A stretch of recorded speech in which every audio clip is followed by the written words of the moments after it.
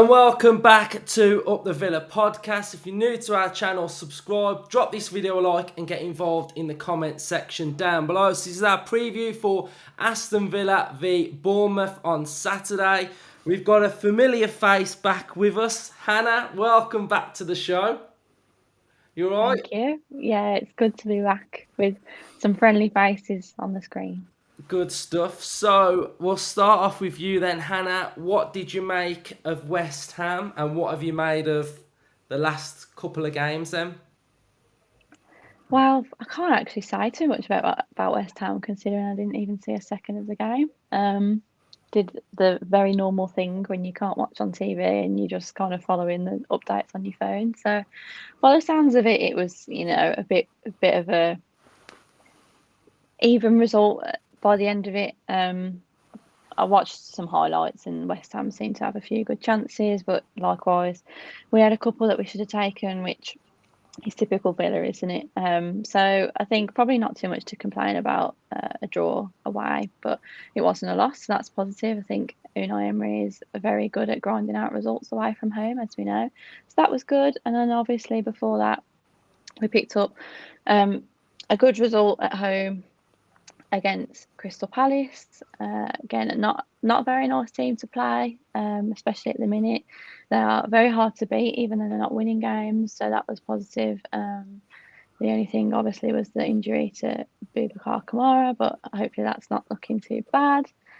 And then we had another win on the road, didn't we? So form is looking decent at the minute, which is good. We had a bit of a spell where we conceded too many goals, so hopefully that kind of is out one side of the door now, and we're walking into kind of the last little stint of this season. We're approaching an international break, aren't we? So pretty pivotal that we get a result this weekend, I think. So we go into that break feeling positive, and then it's the last kick on, isn't it? Which feels mad that this season is already reaching its climax. To be fair, we do really like having you on this show, but it actually sounds like we've been quite decent while you've not been on. So, I mean, whenever we have a bad patch, maybe it's best you don't come on. But we like you really. So me and Justin had a great day in London. So Ryan, we haven't really heard your thoughts. So what did you make of it? Well, I've seen your two boat races all over Twitter. It was like a meet and greet for you, pair. Every time I went on Twitter and scrolled up and down, you were with somebody else. But yeah, it looks like you had a good day. We didn't lose, and I think Aston Villa of old probably would have crumbled in the last 10 minutes of that game under pressure. But we held our shape, we held our high line, we was brave, and we saw that out to the end.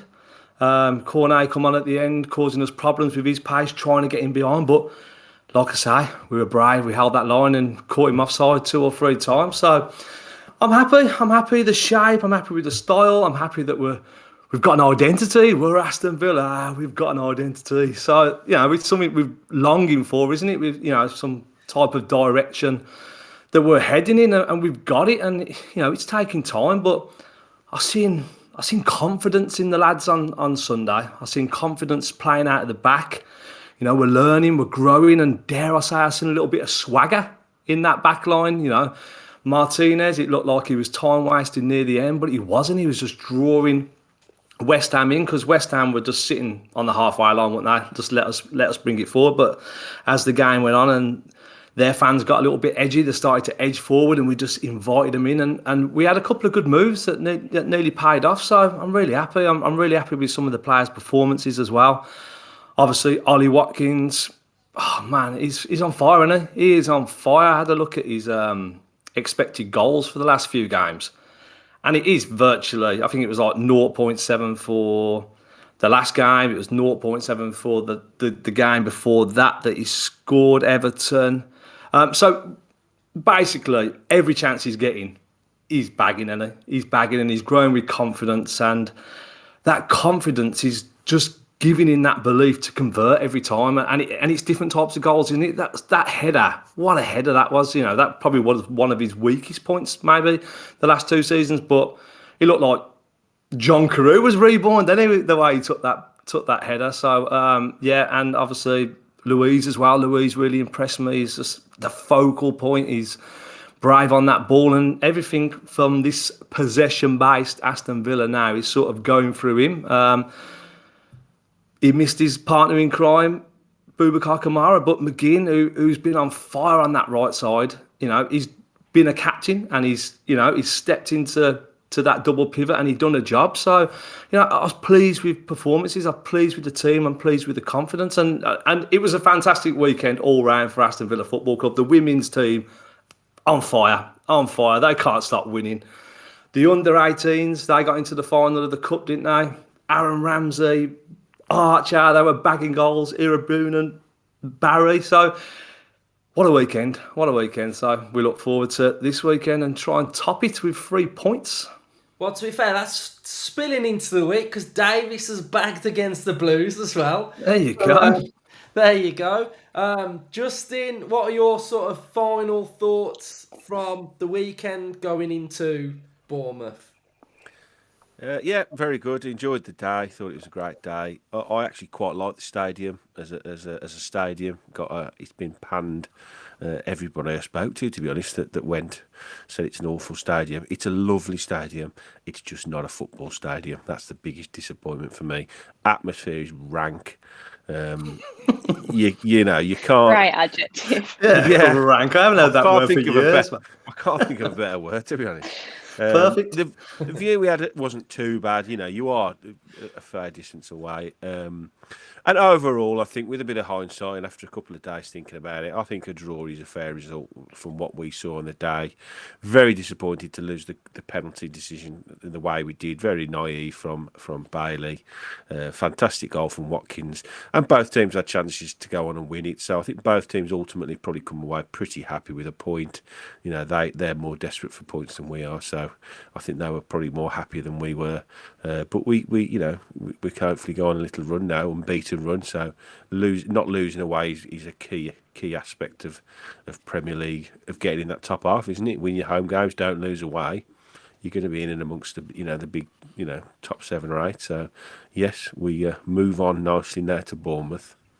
We do, and you mentioned the away form as well, and years gone by that West Ham in their central midfield have absolutely schooled Villa. Absolutely schooled us. And one of my big takeaways from it, my final thoughts on it was, look how teams are now having to sort of set up against Aston Villa. West Ham was so reluctant to press us by our 18-yard box because they knew that we can keep possession well and we could potentially pick it around them. So their tactic was to sit around the halfway line, wait for us to get to that area where their midfield is probably a little bit more structured, a little bit more, there's more bodies in there, and that's how they set up against Aston Villa. So I do think it's a testament to the way that we are playing at the minute and just the vibe of the team. So I think we are moving in that right direction. So what I'm going to do now is I'm going to share the screen with you now, and we're just going to run through, like we normally do, the form guide, some of the stats, what to expect from Bournemouth. We'll talk about Bournemouth, how they're playing as well, and then we'll have a look at a few other things. So the form guide going into it, we've sort of picked up a little bit from our 3 losses. We've got 2 wins and a draw. Bournemouth's form, to be fair, isn't actually that bad. They're actually getting points, to be fair, and they probably should have got something against Arsenal. We are currently 11th, they're 18th. We've won 10 games, they've won 6. They've lost 14, we've lost 11. Average goals scored per match for Villa, 1.23. We've scored in every game so far under Unai Emery. Bournemouth are at 0.96. Chances created per match for Villa, 1.12 and 0.92 for Bournemouth. I'm sorry, but the actual form for Aston Villa in the Premier League is that we've only beat them once and we've never beat them at home, which is pretty depressing, and it's got to change on Saturday. If we have a look at the Bournemouth match dominance, you can see Liverpool are in the green. They were pretty dominant against Bournemouth, but they dug in and they made it difficult for Liverpool. The shot by XG per minute in that game as well. Liverpool are at the bottom, Bournemouth are at the top. And there's the shot map. Liverpool got more shots off, and Bournemouth, had a couple of shots with an XG of 1.06. And their danger is coming through the middle, and it's also coming down their left-hand side with Anthony. And then this is their average position. So you can see Solanke's number 9, Billing is number 29.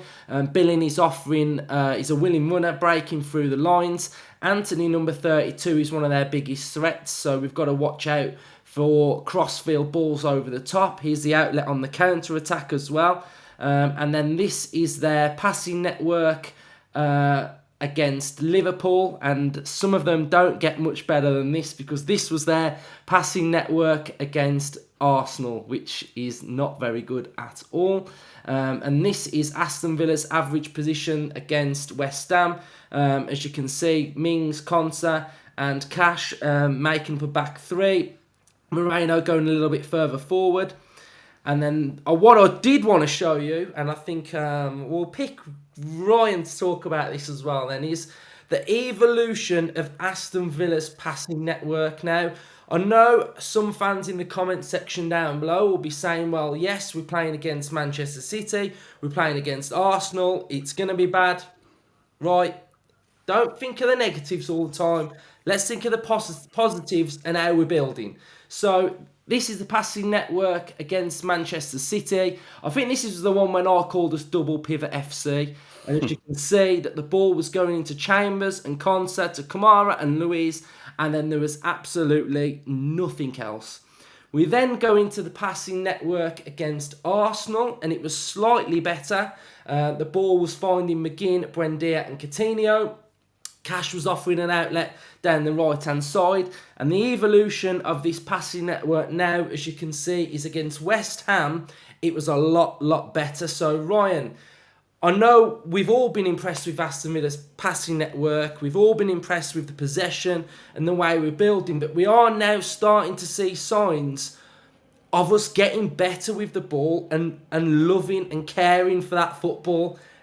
And I'm loving it. What are you saying? Loving it too, mate. Loving it. You've got to be obsessed with that ball, ain't you? You've got to want to keep that ball, control it, not give it away. And that there is a great network. Since Emery's come in, that is sort of how it is evolving, isn't it? We're lacking a bit on the right-hand side there. I think the best one we've had this season, where it was so balanced, was Southampton. Very similar to that. Just lacking a little bit on that right-hand side, but you can just see now, can't you? That sort of passing network just backs up what you're seeing on the pitch. When you're seeing Luiz picking the ball up and he's laying it left, laying it right, working with Mings, working with Konsa. When you see Mings bring it out, that stat just backs it up. You see how much the dark line you get with Mings, where he's the dominant ball carrier out of defence. I think if you look at the rest of his stats, his progressive carries is the most out of anybody else in the team, followed by Luiz. So that's where it sort of builds. And Luiz's confidence as well, he's finding space, he's getting a good turn on the ball, and he doesn't seem to be under pressure at all, because that's his awareness. He's picking up a position now where he can receive the ball, whereas before, like the Brighton goal that we conceded, where Martinez played it in, and we're getting pinched, and we're not seeing that anymore. And it's taking time, and it doesn't happen overnight, does it? You don't get that shape overnight. You don't set out to play that. It evolves. But the thing is, right, of course there's going to be slight teething problems at times, because we are playing a way now in which none of those players have played for Aston Villa that way before. So, of course, during a season, it is going to be difficult at times for them to grasp everything that Emery's sort of trying to set out from, because they're basically learning on the job, aren't they? That's the problem. When you bring a manager in halfway through a season, that's the problem, isn't it? Learning on the job. Yeah, we're learning on the job, but we're getting results as well. We've clawed our way out of that horrible horrible looking dogfight at the bottom of the league. And we've done it while we're implementing a new style and identity that you just touched on there. So, yeah, I thank the Lord that Emery come to Villa Park, because, God, I would not like to be in that bottom 12 right now. Yeah, I mean, we're all pretty positive Villa fans. Do you know what I mean? But I've got to be honest. I can't understand some of the negativity in the comment section. I really can't. It just baffles me that some people aren't happy with the way we're playing and stuff. I just can't get my head around it, because if you can't get excited about what we're seeing right now, then I'm sorry. I just don't get it. I really don't. It's the bigger picture more than a one-off 90-minute. When I look at the bigger picture, that's what I'm getting excited about. Sometimes you can have a 90 minutes and you think, oh, I weren't really inspired by that. But when you look at it at the bigger picture and then you look back on how things are evolving, then it becomes clear, isn't it? The future is bright, isn't it, I think? 100%. So, Hannah, I've got a question to ask you. So, when I'm looking at this side now, and I think what we've got to do is, sometimes we are really positive on the pod, but sometimes we've got to look at things and think, where can we improve and where can we get better?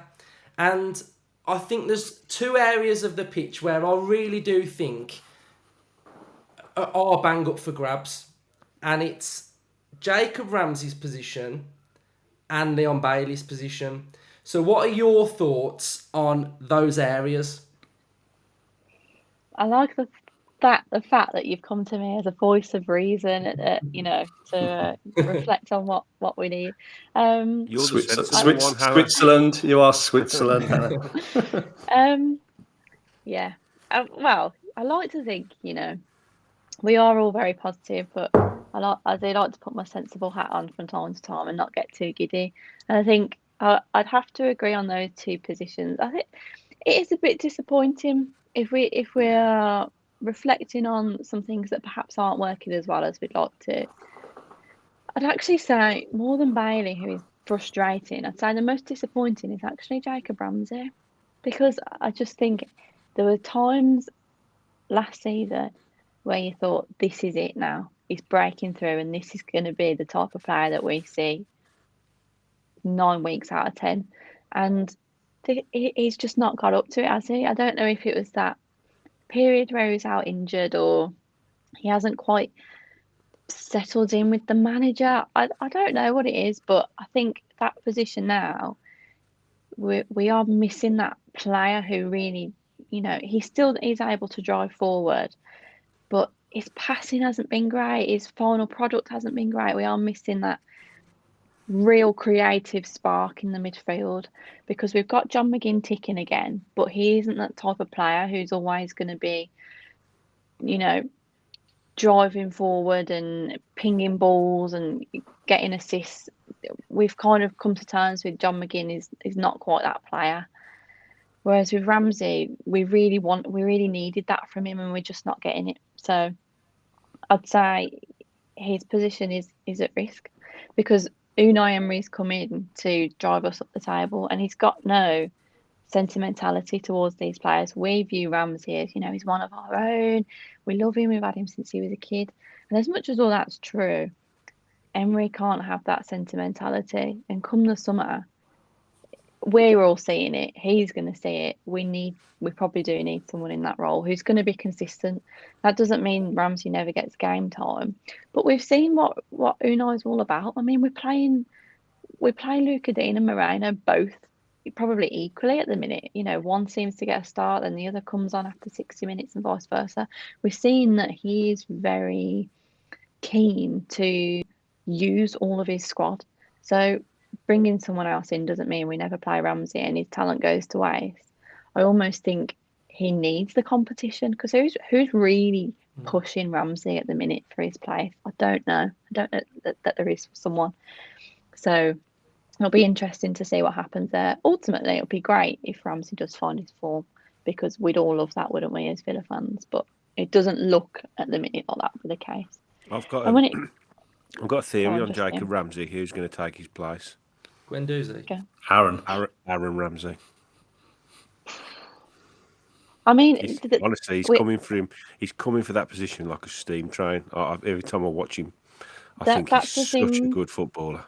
with these loan spells now, what do we do? Because, you've got 3 or 4, let's say 3 players out on loan at the minute from our youth setup who are doing brilliantly at a decent level of football as well. They're not, slumming it down in the National League North. They're competing twice a Top week pair of the championship, yeah. at the top end of the championship and playing well.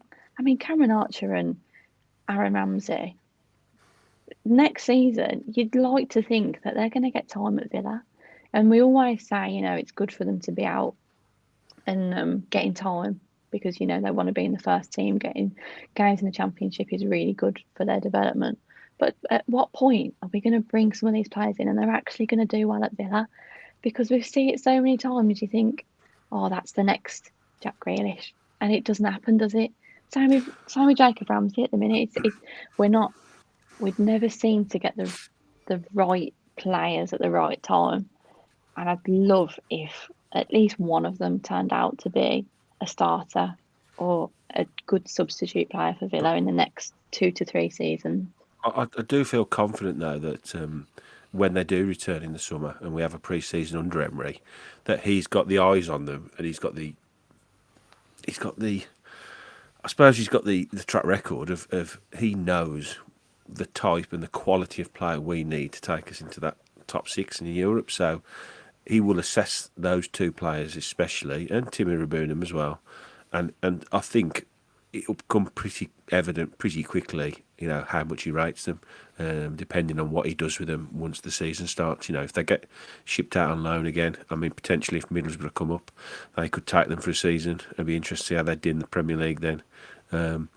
But I'd totally trust the manager to think, once he sees them pre-season, to give them a few games, and then, if they do stick around the squad, then that's for me. We're seeing it at the moment, aren't we? The bench is light of numbers because he's not picking the youth players. That for one simple reason, he at the moment he doesn't see them, playing first team football, and that. You could say, okay, he's wasting places on the bench, but he's not really. What he's doing, he's throwing a challenge down, he's throwing the gauntlet down to these players, saying, when I think you're good enough, you will sit on the bench. And once you sit on that bench, that means you are good enough to come on and affect the game. So these players have got a lot to show. And I am pretty confident that 1 or 2 of them are going to become, like Jacob Ramsey has, But I do like Aaron Ramsey. I think he's a potential superstar of the future. I definitely think the one for me is Irabunam. I mean, QPR at the minute are in an absolute dogfight at the bottom of the championship, and he's literally the one player that's like the shining light for that team. And at his age, I think he's fantastic, and I think I kind of feel like with Irabunam as well, like because we play with a double pivot and we play with that out and out sort of defensive midfielder, that he's perfect for that role. Like whether it's off the bench or whatever, I think Irabunam's one as well. He's been utilised though in like wide left midfield. He's been utilised in a number 10. His ball carrying, I didn't think he had that in his locker, but his ball carrying is tremendous. The one game I watched him play. So yeah, I agree with you as well, Luke, man. Up the Boonin. Yeah, Up the Tim. It's spot on with what Justin said as well about the bench and what he's all about, because it's not the case of just saying we've got 2 keepers on a bench, there's spare spaces, let's just whack the kids on and let's just do this. They've got to be good enough. That's the thing. We can all see highlight clips of them playing in under 23s or the under 18s cup when they won it and think, they look really good, but we're talking about where we want to get to. We want to get to Europe. So are these players right now ready to get us into and get us on that charge? That's what you're basically saying. Are they good enough? And that's what Unai Emery's got to address and what he's got to look at and where we've got to go, because we had a couple of comments the other day about like what youth players are like ready to like come through and do this and that, or you know why have we got this really big academy? Well, it'll become to a point where some of them will probably sell them, and that's the bottom line. We will literally sell some of them. So I think that's where we're at as well. Like I look at it and I keep seeing like Kane Hayden's name pop up. Like, why is he not on the bench? Why can't he play right back? Because what we're doing with our right back is we haven't got an attacking right back. Our right back is more defensive and fills in as a back three when our left back goes forward. So we're not going to have an attacking right back because that's not how we play. So that's just the vibe. Do you know what I mean? I think it's crucial that we understand like what Emery is wanting from each player. That'll dictate which ones make it, I think. So that's my vibe on that. So touching on the back three, what I just mentioned then. So Ryan, how do you feel like this back four is going to evolve then? Because, you know, at the minute we're seeing Moreno go forward and we're seeing Cash stay further back. Now, moving forward, do you feel like we're going to stick with that? I think so. That's the way you like to do it at Villarreal, and we've seen it here. We did see him shuffle it a bit against Crystal Palace. When you look at the average positions against Crystal Palace, Cash was afforded that licence to go forward, and obviously he put the ball in the box for the own goal. He had a cracking game, but against West Ham, we've seen him tucked in again into that, sort of making that back three. When you put that average positions up there, it's like a back three, and the winger is Bailey and Moreno with the box midfield and Watkins up top on his own. As it evolves, do I feel that right back position will become more of a hybrid position, like someone that can play centre half and right back, i.e. like a Konza maybe? Could we see a back four of Konza, Carlos, Mings, Moreno, for example? You know, someone that can tuck in there and be a bit more defensive. Maybe have Cash then as an option if we want to be a bit more attacking for a certain game, and Cash comes in and he's afforded that licence. So with Emery, it's game by game, isn't it? It's game by game. I don't think every time it's going to be up that left-hand side. Like we've seen against Palace, we used the right-hand side. It's maybe Emery's seen a weakness on Palace's left side that we wanted to exploit, and we did. And Cash had a great game. So it's interesting to see how all these positions will evolve. But I think the basis of it, the box midfield, the front man coming back to help out on the wing, one of the fullbacks going up, I think that sort of shape is going to be our shape moving forward, and we will get the players to suit that. I saw a little interview with Matty Cash when he was doing with the Soccer AM lads, when they was asking him about exactly that, about his role in the team, and he did say that he's basically employed almost as a third centre half, and he said he had words with Emery about how to try and see when was the best time to sort of get forward and use him as an attacking threat. So it does seem to be that he obviously, you know, his natural game is getting forward. He was a winger initially, wasn't he? But he is adapting really well to this sort of role. But I do think you're right, Ryan. I think there's not specific games when that probably will highlight that, you know, we might be better off trying to get a team down the right hand side rather than the left hand side. But I think predominantly he is basically a tuck-in sort of centre back, right back hybrid, like you say. So be interesting to see what he does going forward with, you know, that position in the transfer market, because at some point, you know, Ashley can't go on forever. He will have to sign another player in that role, and that probably will give us a real good idea of where he sees that role going forward. You know, is it going to be more like you say, centre half / right back, or will it be a right back that can just tuck in and play at centre half? A bit like I suppose Newcastle are doing with Dan Burn at the moment. You know, he's a natural centre half, isn't he? But he's making that left back slot, you know, pretty much his own, isn't he? So it's a very interesting, another sort of quirk in how we play. Well, judging by them comments as well, Justin, Ashley Young had that position, didn't he? Maybe Emery has had to work on Cash in the training. Put the hard Yeah. yards in, educate him about that position. And once he was fully up to speed and understood, because I think I've seen snippets of that interview where he said there's long days, video, lots of meetings, and maybe that's just educating Cash, and that's what's got him back into that And it's position, got to and be he's a point learning his role. where the manager has to trust the player to play the role that he wants. We saw that a lot in the early days under Emery. He said, I've got to get across what I want. And we saw a few games where we were quite poor and he was obviously annoyed. And I think we have to get to a point where the 11 he puts out, he trusts them to do what he wants to do. Because then it's on his head then, isn't it? If they're doing exactly what he wants them to do, and if it goes wrong, then they can turn around and say, well, it's the job you asked me to do, boss, and we got done by playing that way. So he wants ultimately to take the full responsibility, doesn't he, I think? So it's definitely one to keep an eye on with the fullback areas, because it is like a new trend at the minute, isn't it? Where there's a couple of teams, and I kind of like that we're at this, not the forefront of it, but we are on the curve of it. Like Liverpool do it, Man City do it with one of their, they do it to more of an extreme where their left back actually goes into midfield. I've noticed Wolves doing it as well now. So I don't think we're not as brave as that at the minute, but at least we are sort of shifting our shape a little bit. So let's go on to Bournemouth then, Hannah. How are you feeling? What are your thoughts? Atmosphere vibe at Villa Park? What are you hoping for? Do you think we can win? All the questions in the world. I think I'm feeling positive. Of course, Bournemouth have decided that they want to pick up points when they come to Villa Park. It's always the way. But I think we can't go into this game fearing Bournemouth, because it's just one of those. You've got to back your team, haven't you?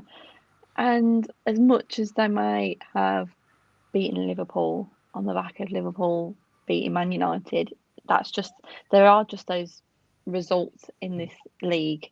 Anyone can beat anyone, but we know that we've got the quality where we should be beating Bournemouth. I think Emery is clearly focused at the minute on improving performances at home. We saw that against Crystal Palace. It wasn't glamorous, but it was a matter of tightening up, get the win at home. And I have no doubt it will be a similar mentality of, we don't need to be anything more than just solid, and get that confidence of playing in front of the home crowd. I'm sure the team, the manager, are all acutely aware of the fact that Villa Park is a very cagey place when we are not winning, especially if we're not winning by 2-3 goals to nil.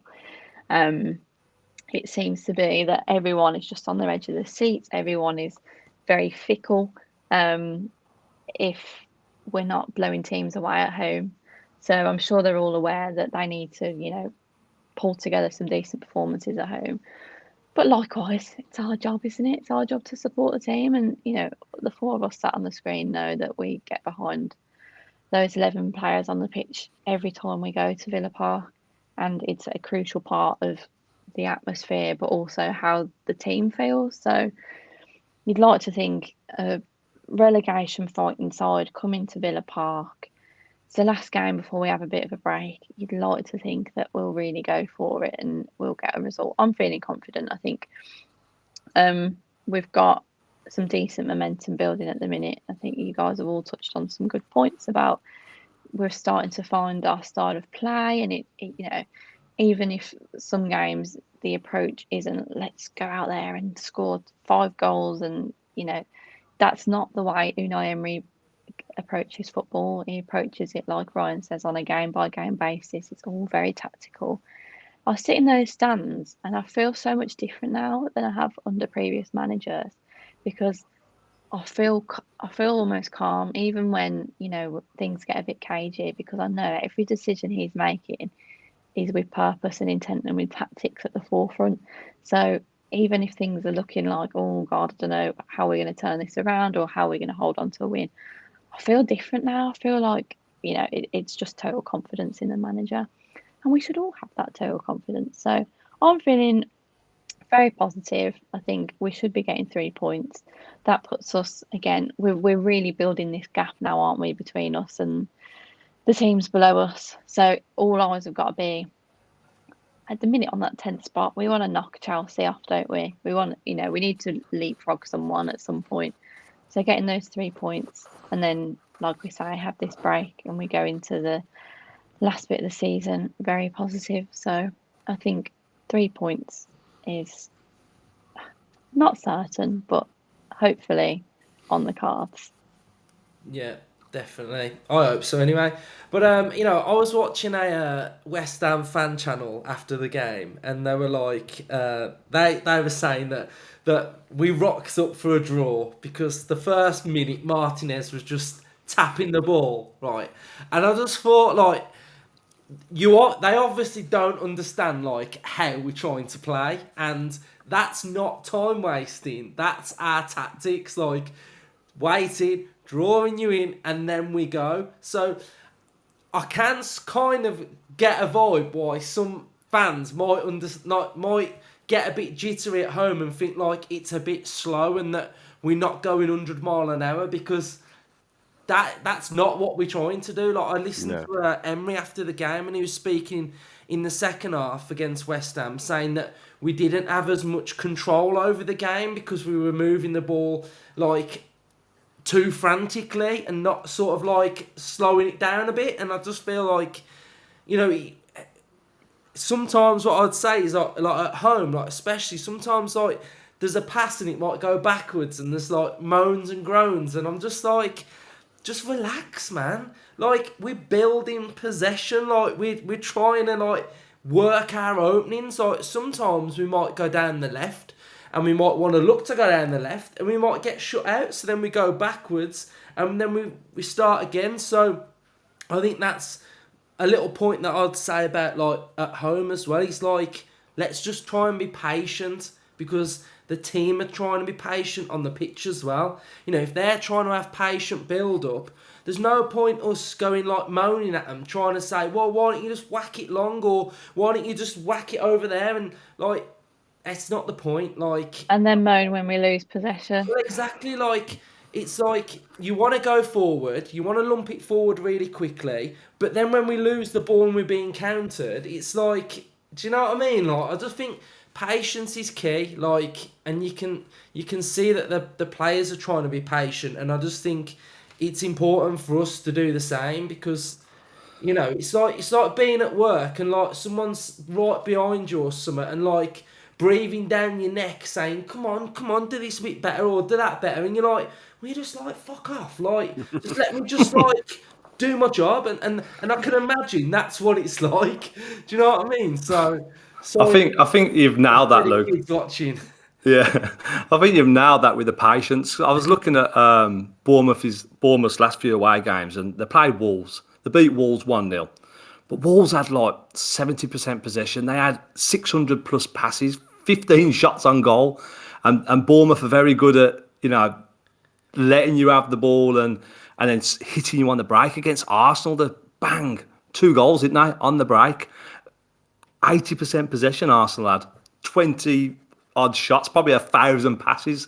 I don't know, but it took them till like the 97th minute. And then against Liverpool, it was very similar sort of stats again, where they were happy for Liverpool to have the ball and frustrate them and try and get them on the break. So I think we do need to be wary of them, obviously with their record rocking up to Villa Park. But I do think it's one for the fans to be a bit more patient with them and just let the players and Emery do their thing and support them when required. So bring it on Saturday. I think at home, one of the issues, which just listening to you lot talking there, and it is the way the fans project their anxiety onto the pitch, and it's through this transition into the new way of playing, isn't it?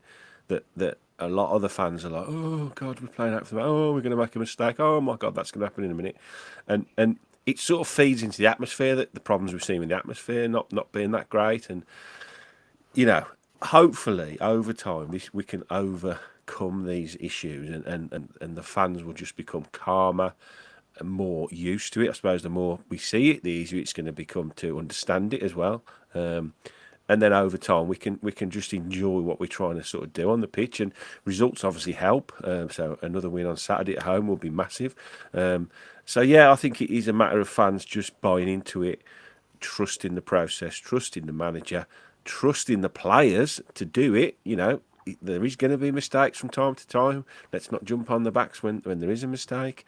Hopefully it's not in a critical position. It doesn't lead to a disaster, which we have seen, obviously. But, they are improving every week, And me and Luke on Sunday, we were saying, that at times the game just stopped because, Martinez was just putting his foot on the ball, and it almost... Moyes did really well actually on Sunday to counter what we tried to do. He just sat off us and only really engaged just when we got to the halfway line. But when they did, that left-hand side opened up so many times. You could see exactly what they were trying to do. So, again, on Saturday, there'll be probably slightly different tactic. There'll probably be an slightly different area that they've highlighted that we can get at. So just be patient, enjoy the game. Enjoy possession. Hopefully, let's enjoy possession in the final third, creating chances and hopefully scoring some goals. It is going to be a tricky game. Another team fighting for their lives. So we've just got to hope we can pick them off, and when we need it, that bit of quality's there. Yeah, my final thing that I'd say is that I think, especially at home, over the years, it's been, if we don't put in a good performance, we don't get a result. Do you get what I'm saying? Yeah. Like, over the years, we've had to play well to get a result. But now what we're embarking on is sometimes we can be a little bit average and still get a result. And I think it's that mentality as well that we've got, that, all the top sides. Man City went to Crystal Palace. They were woeful. Absolutely woeful, Man City were. And they won 1-0. Now, they're not dwelling on that 1-0 and that bad performance because they'll know next game at home they'll smash someone 3 or 4-0. So I think that's the mentality we've got to try and have as well, is that sometimes we're not going to be blockbuster, but we could still win, and that's what we're doing, and that's the mentality of what our manager's got, and just, never give up, and it's just that attitude. That's what I'd say, is that we don't always have to play brilliantly now to win or get a result. So yeah. Does anyone else want to add anything? I sort of get the fans' anxiety. When you're at home, we've gone down Villa Park so many times. I always remember back to the Bournemouth game when we first come back up. It was the first home game of the season. The atmosphere there, and you just want to go for it. And we've said on this podcast loads of times, like, we just want to see it from the off. We want to be steaming into teams. We want to let them know we're about. But it's all changed now, hasn't it? And I think everyone's just got to try and make an attempt to come on board with it. I know some people just don't like it, don't like this slow possession base, but we're getting results. It's not like we're doing it and we're in a relegation dogfight. We're in mid-table. We're looking up. I'm looking at like the likes of Fulham now. They're in 8th place. That's my target, to get into the top 10 now. Replace Fulham. We've got a game in hand over them. We're 4 points behind them. We've got them at home. So that's my route into the top 10. Then we'll see where we go. But we're going to finish top 10. I can't guarantee it, but I can feel it. I feel that the way we're going, the way we're grinding out results, and the way it's evolving, I feel we're going to be a top 10 Premier League club come the end of the season. So come Saturday, let's just all have a beer before the game, nice and chilled. Have a little sing song, support the boys, and then let's just let them do their thing, and then we'll debrief after. So let's get behind the boys in claret and blue. I think I was just going to add one final thought on Ryan's point there, talking about Ryan's rant.